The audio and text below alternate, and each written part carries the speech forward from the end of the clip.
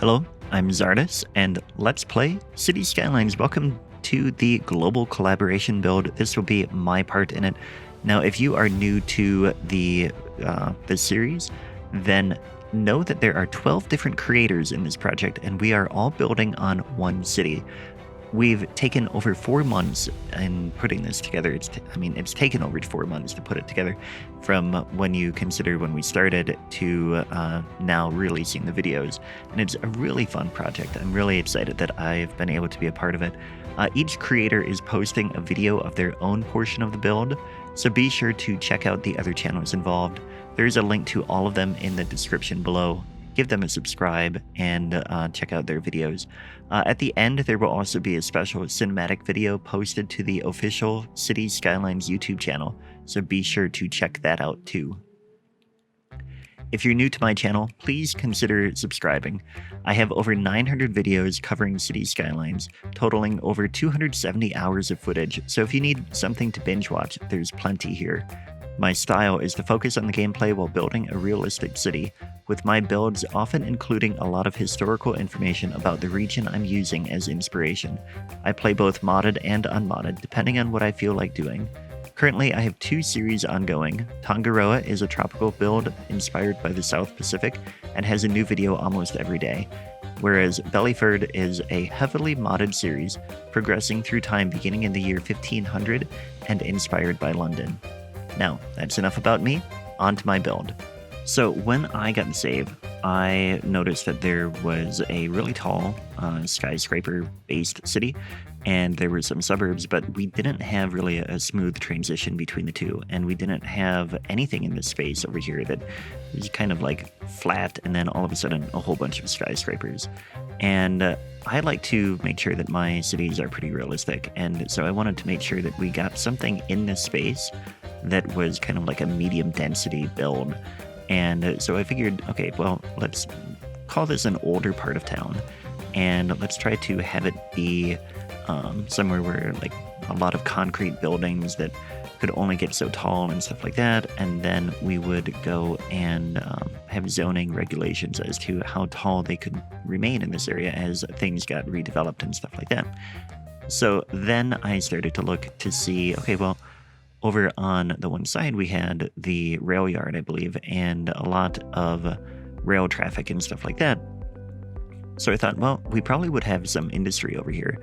And that's why I built a couple of old factories there. And one of them I really liked. I put an old train track underneath some gravel. That the train track has since been disconnected, but they left the original rails in place because the factory didn't want to spend the money to take them out and stuff like that. But so now you can see, yeah, there's the container port, and over here, now I'm starting to think about, well, what else do I want to put in here? And I wanted a little bit more industry or warehouses and stuff over in this corner. And then I think I switched to starting to go through and get a little bit more modern buildings. I think we have a few in there, and I wanted just a little bit. Oh, there's like an old warehouse type thing, and then I got a parking lot in here. You know, I edited this video, I think last week, but I haven't really paid too much attention to what I did since the time that I built it, which was over a month ago, I think. And so watching it now is kind of new to me as well. But yeah, so I put some warehouses in there, and then I wanted to make sure that these roads were all functional and that it looked like there was access points and stuff like that. And so you can see every once in a while I had some issues where the game slowed down quite a bit.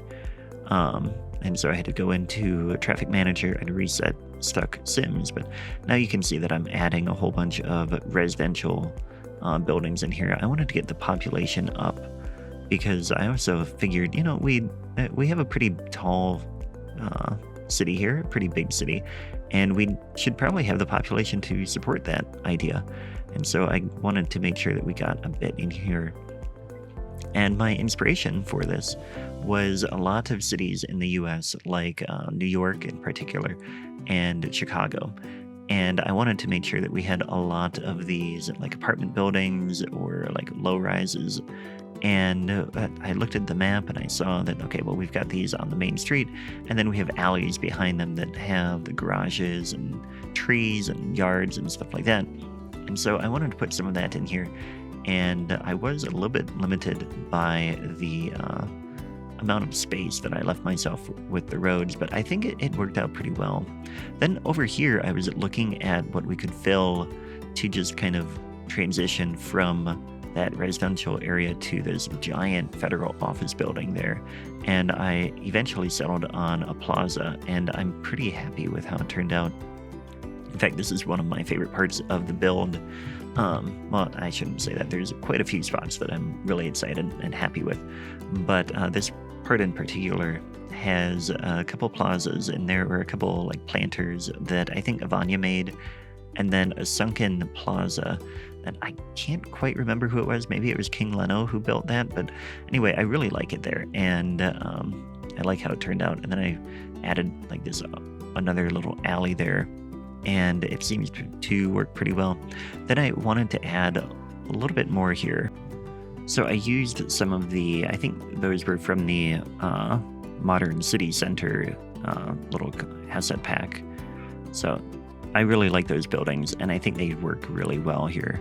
But then I had some combinations of the buildings that I liked, and so I did copy paste a bit. You can see, I think that's an easy way of filling space, and it makes it a little bit repetitive in some spots, but at the same time, cities are pretty repetitive in a lot of ways, and it's really just the details that make the difference. And I think like the different combinations of little variations that you get. But anyway, then I wanted to come in here and start filling in a lot of the extra spaces that we have. And so like I put a parking lot there, and then there's a few more spots where I wanted some buildings on the corners and stuff like that. So I came over here and just got some smaller buildings and filled them in. And then I figured we also would have a lot of concrete in some of the gaps. So then in a little bit, we're going to, I wanted to use a little bit of a different house here. Yeah, right there. Just to kind of change it up a little bit. And I thought that really added like a little bit of a flair to that little block. Kind of thinking that, okay, well, maybe one developer bought this block and tore down whatever building had been there and built these houses there that at some different time from the rest of the little area that I was working on. And originally, I wanted to do more neighborhoods like this in other spots around the city, just to fill more, but I ran out of time. So I wish that I had been able to do that, but it's just the way it works. So then I wanted to get another parking lot in here, and you can see I struggled a little bit to try and figure out exactly how I wanted it to fit, and then I had some issue with the parking lot there that gets fixed pretty quickly.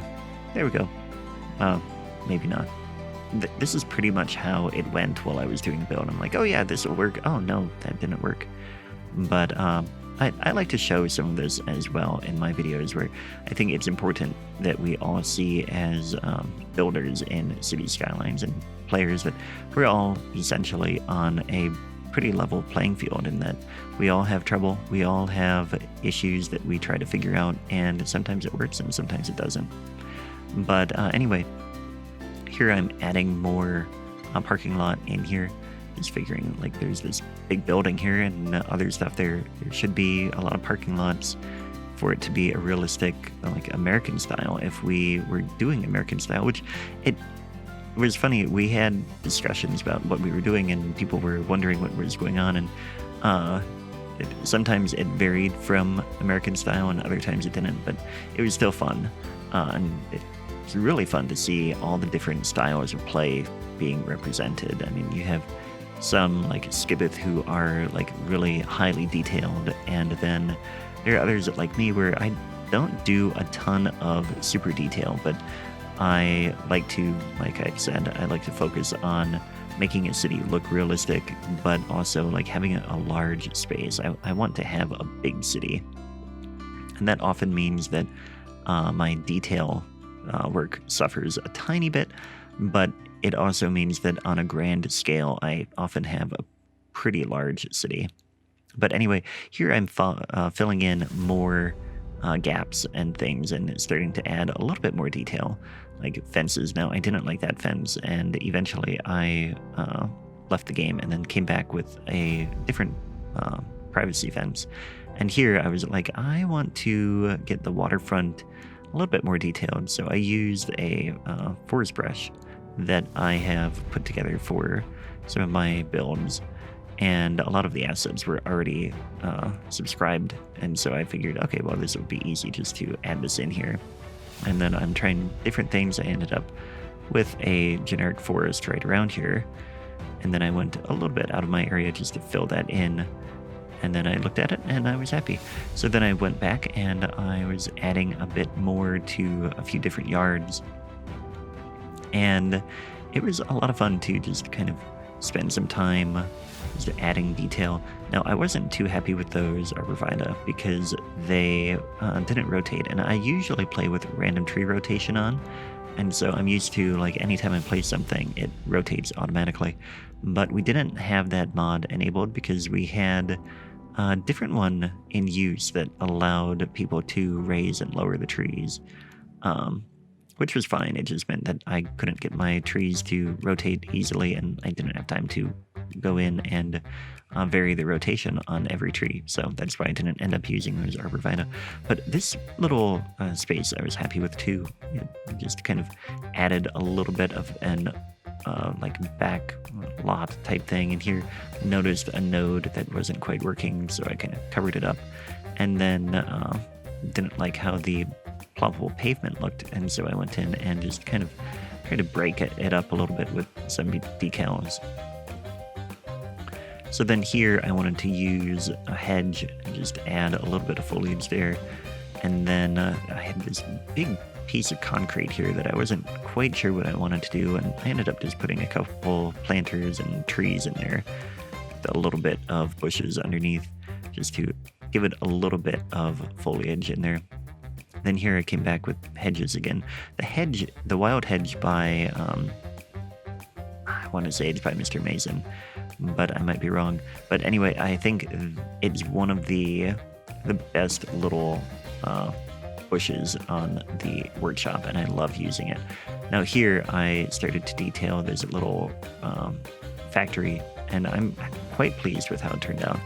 I've put a fence around it, and then we get a little, like, a guard post in place and a couple of trucks. It was a pretty simple little thing, but I think it really added a little bit of flair to this particular building.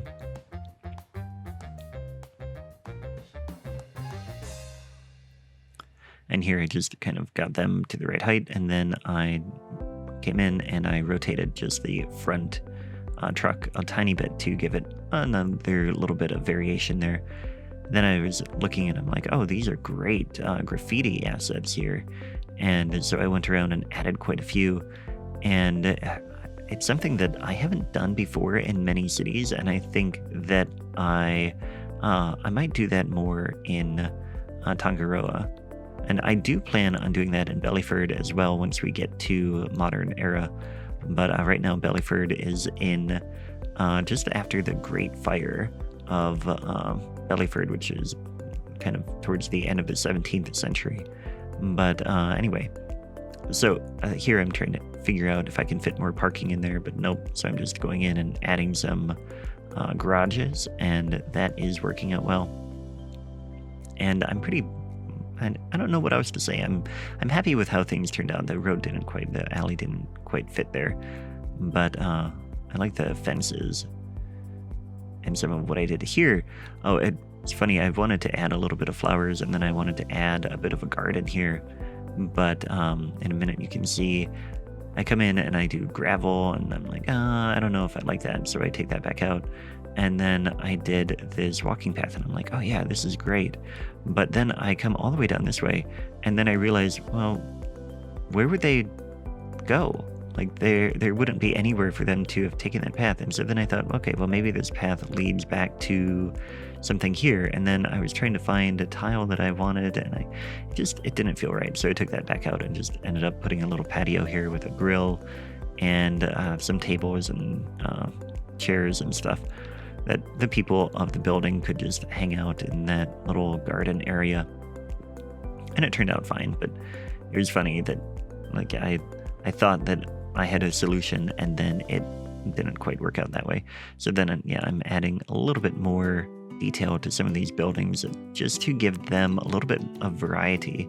I mentioned earlier how I copy pasted a lot of them, and that's kind of true for how a lot of cities are. A lot of the buildings look a lot alike, except the variation on them is a little bit subtle. Like there might be a sign that's a little bit different, and so I tried to do a little bit of that.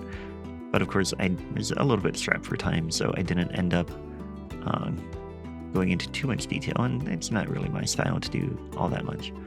But anyway, now I'm just kind of looking around to see what else I could put here, and I wanted to put some of these cafes that I think Mr. Miyagi put together that are really great space fillers as well.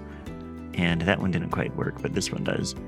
So then I came in and I put a fence in over here, and now that I'm looking at it, I'm not quite pleased with how that fence line ended up. I think it could have, it probably would have ended at the corner of the building rather than coming all the way out, but that's too bad. I mean, that I guess that's fine. We're about to head into the cinematics for my build, so that's about it for my part of this project. I hope you've enjoyed it, and be sure to go to Palm's Time tomorrow for the next video in the series. Thanks for watching. Take care.